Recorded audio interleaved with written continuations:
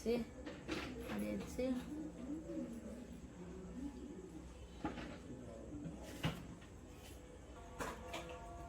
வாங்க எல்லாம் சாப்பிடலாம்.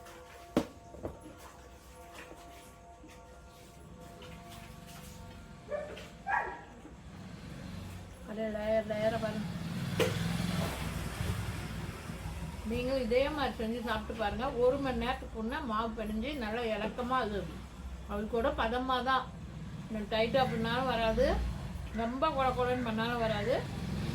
எனக்கு சப்பாத்தி பிரியாணி மாதிரி சப்பாத்தி ரொம்ப செட் ஆயிடுச்சு. பிரியாணி எனக்கு எப்படி செஞ்சால் ஓகே ஆகுதோ அது மாதிரி சப்பாத்தி சூப்பராக சப்பாத்தி செட் ஆயிடுச்சுங்க. 7 பேர் சாப்பிட்டாங்க, எல்லாம் 4, 5, 6ன்னு எல்லாமே நல்லாயிருக்கு, செம்மையாக இருக்குமான்ட்டு போயிட்டாங்க பசங்கள்லாம்.